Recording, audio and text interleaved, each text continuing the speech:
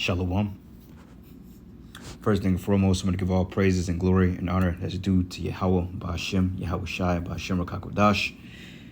I'd like to give double honors to the apostles and elders of Great Millstone. Peace and blessings and salutations to the hopeful elect. Noise in the gospel abroad, lifting up the standard of Yahweh, Ba'ashem, Yahweh Shai, wherever it may be. This is just another lesson through the Spirit. Going to be labeled, we're in the 12th part. Okay, we're in the 12th part, meaning the final cycle, well, the final life cycle, or the final phases of life on this side prior to Yahweh Shai coming back to reclaim the kingdom of heaven on the earth, which is, earth is broken up into 12 parts. And you can read about that in 2nd Ezra, the 14th chapter, which we'll get it briefly. But we're in the final stages. We're in the 12th part. And contrary to popular opinion, the earth is not trillions of years of old, billions of years of old. That doesn't make any sense. Like, I think the oldest tree, or what they call carbon dating, go back to like roughly when did the Lord create the vegetation and so forth. I believe it was probably like because I know the Lord made the sun and the moon and the stars on the 4th day. Then on the 5th day, he made the fowls of I believe the fowls of heaven and the fish creatures. And then on the 6th day, which man was created, then you had the beast of the earth, which was put on the land, which those days are broken up into 1,000-year periods. You go to Genesis, the 1st chapter, when the Lord said, let there be light. Basically, it's going into the first 1,000 years because the earth is broken up into 1,000-year increments. Okay, Esau gets it wrong. The earth is 1 trillion years old. Well, what the hell was the earth doing here for 1 trillion years without anybody to till it? Was it being kept by itself, or was it people living here then, or what?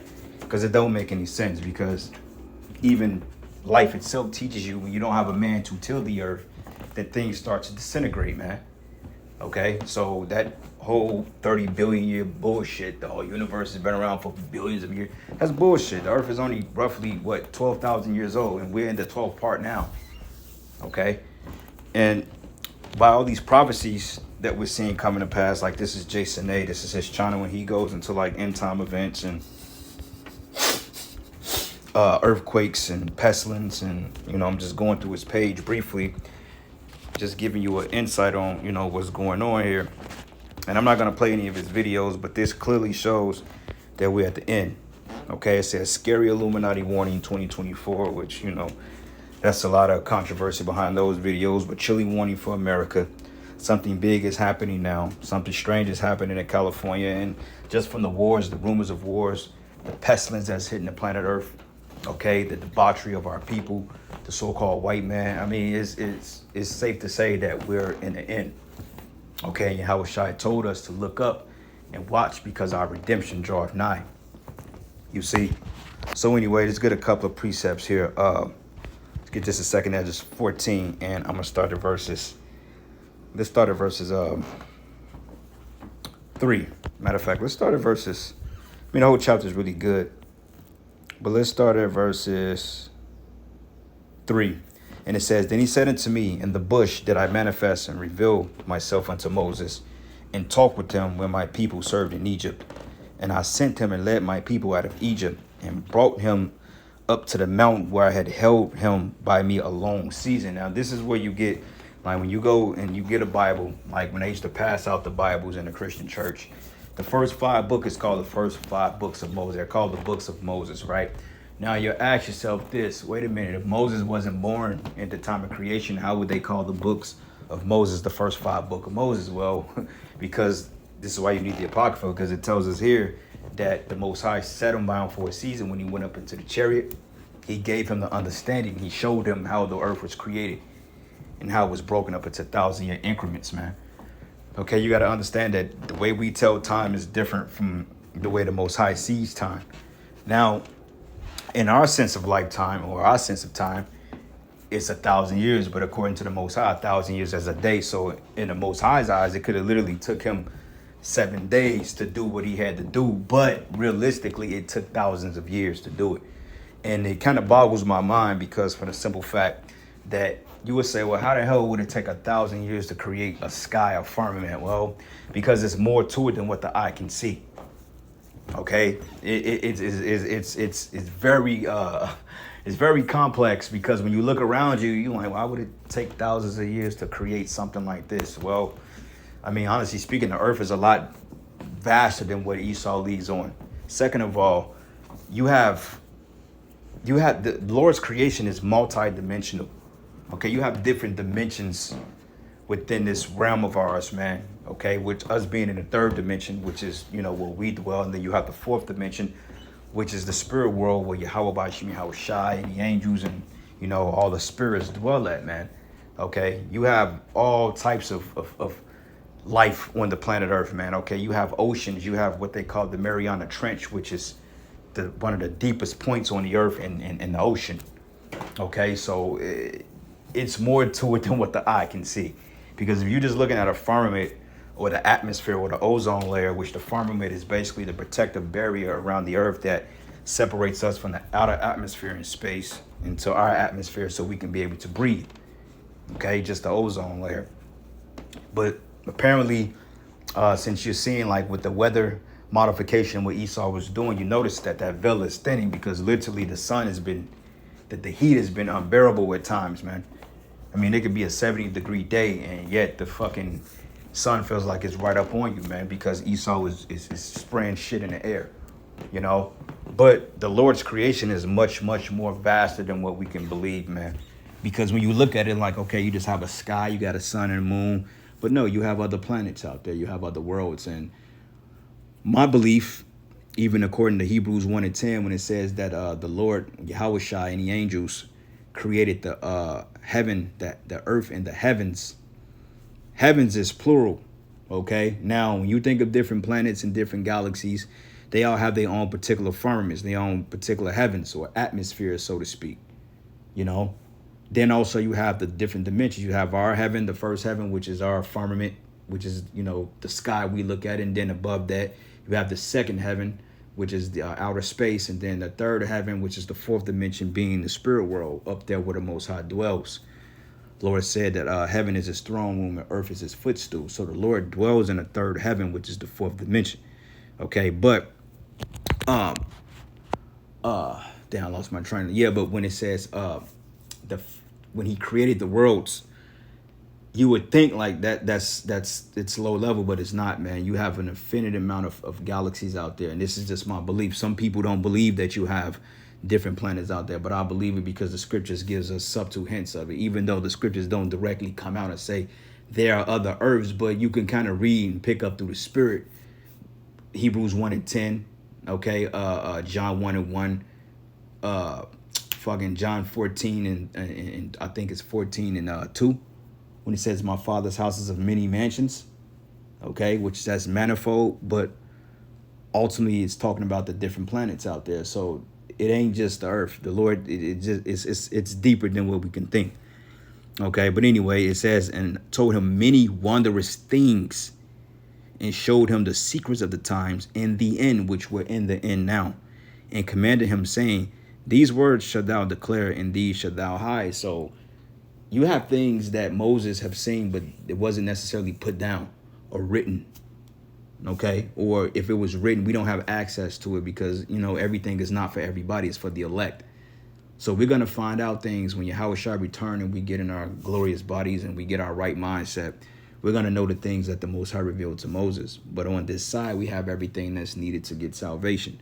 But that's why it says here, told him many wondrous things. And the things that he told Moses, I mean, we don't really know all the things. We don't, you know. But it wasn't for that time. And showed him secrets of the times and the end, and commanded him, saying, these words thou shalt declare, and these shalt thou hide. And also the secrets that the Most High told him to hide, we do have access to particular things like the prophecies, the breakdowns, you know, understanding the Hebrew, you know, knowing who the 12 tribes of Israel is, the mystery of the Gentiles, all these things, man. So some of the things that Moses was told to hide from Jake and from the world, we actually have now, we know, you know, and this is why we're teaching in this ministry. Okay. But anyway, it says, and told him many wondrous things and showed him the secrets of the times and the end. So Moses saw the end. Okay. The Lord could have showed him America being destroyed. You know, Mystery Babylon the Great, which at that time we didn't know, but now we know what it is, which is one of the things that was hidden. Mystery Babylon, okay? That's why it was called a mystery. But it says, and commanded him, saying, these words shalt thou declare, and these shalt thou hide. Okay? And it says, and I say now unto thee, that thou lay up thy heart, the signs that I have showed in the dreams that thou hast saw or hast seen, in the interpretation which thou hast heard. And the dreams or the visions that he gave him was when you go into the book of Genesis, the first chapter, Exodus, those things, you know, matter of mainly Genesis, because Moses came on the scene right at the time of Exodus, right before that time. So the first 5 chapters of Genesis, Moses wasn't around at that time, at least in the form of Moses. Okay, he wasn't as Mashah at that time, but he was still a prophet on the earth. But the Lord showed him these things through a vision, through a trance, and showed him like when Yahushai, it's called the transfiguration, when he showed, what was it, Elijah, and he showed Moses and Elijah. It was a hologram, and he showed them, you know. So the Most High could have showed him that in the form of a hologram as well, on how he did things. But it says here, dreams and interpretations. And it says, thou hast seen, and the interpretation which thou hast heard, and from thou shall be taken away from all, and from henceforth thou shalt remain with my son, and with such as be like thee until the times be ended. Okay, it says, for the world have lost its youth, and this is the point, and the times began to wax old. Yeah, because I mean, the wickedness, okay, the decadence of the earth is fading. Because I mean, when the Lord brought the flood, because the scriptures say that basically mankind was wicked, and it was nothing but violence continually in the earth. So the Most High pretty much destroyed the earth, which is the first death, through the flood. Okay, and it says, for the world have lost its youth, and the times began to wax old. And it says, for the world is divided into 12 parts. Okay, those are those 1,000-year periods. And the 10th part of it are already gone, and half a 10th part already. Okay, so when you go into the understanding, I believe it was like, what, 9,500 years from the time of the creation of the universe up into Esdras. So on the second day, that's the second 1,000-year, third, fourth, 1,000, 4,000, 5,000. Man was created on the 6 days. So after that, 7, 8, 9. Okay, so that's roughly 9,500 years from the beginning of creation. Okay, when it starts. And then it says 12 parts, and the 10 parts of it are gone already, and a half of a 10th part. And there remaining a part is after the half of the 10th part. Okay, so basically, long story short, from Yahushua to Esdras was 500 years. Yahushua came on the scene in the 10th part, or what I think it was a 10th part, or maybe I believe 10,000. What the 10th? I say 10,5. Or the 10th part. Matter of fact, no, the 10th part, which is the 10,000 year. Then 2,000 years later, which would make us in the 12th part, because Yahushua was on the earth literally 2,000 years ago, which will put us in the 12th part today. You see what I'm saying? So Esau speaking all that psychobabble about the earth is billions of years old. No, the scripture just said it's divided into 12 parts, man. It says, and 10 parts of it are gone already. So by the time this was written, this place was already waxing old. It was already almost at the allotted time that all hell was going to break loose. Okay, the Messiah just had to come on the earth and be a sacrifice to Israel. All right, and then come back in a latter time. We had to go through a falling away first, reclaim our heritage, go back in captivity, and do it all over again, which puts us here today, which we're in the 12th part. Okay, because then the Lord said, in the third day I will raise thee up. And it reads here, and it says, in half of a 10th part, and there remained a part which is after the half of the 10th part. Now therefore set thine house in order, and reprove thy people, comfort such of them as be in trouble, and now renounce corruption. Okay, so this is the mindset we have to be in, since we're in the end. Okay, it's no time for playing games, no time for being cycled on some bullshit. Okay, we have to really lock in and focus, man.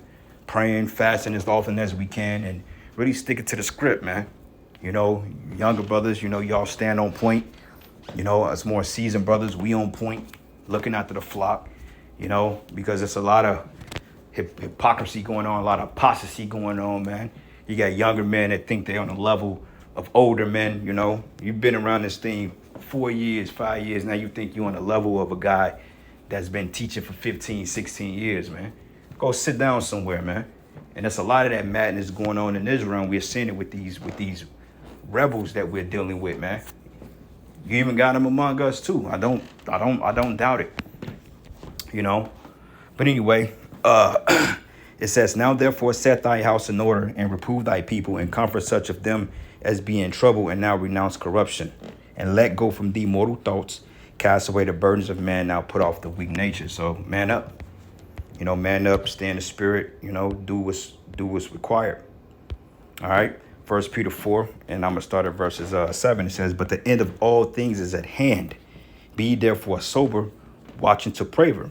Okay. Be sober. Okay. Meaning watching the prophecies, stay on point, you know, pay attention, you know, watch the news, report on these things, and hey, let the Lord come and do his thing.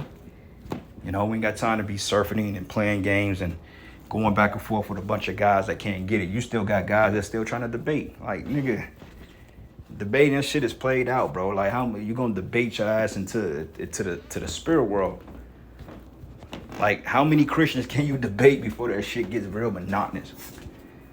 It's stupid, bro. Like, I can debate a Christian 1,000 times. It's gonna be the same debate. The same precepts are gonna come out. The same point is gonna make. It's salvation for everybody, X, Y, Z. That's just what it is. There's no edification. After you debate them once or twice, it's a done deal.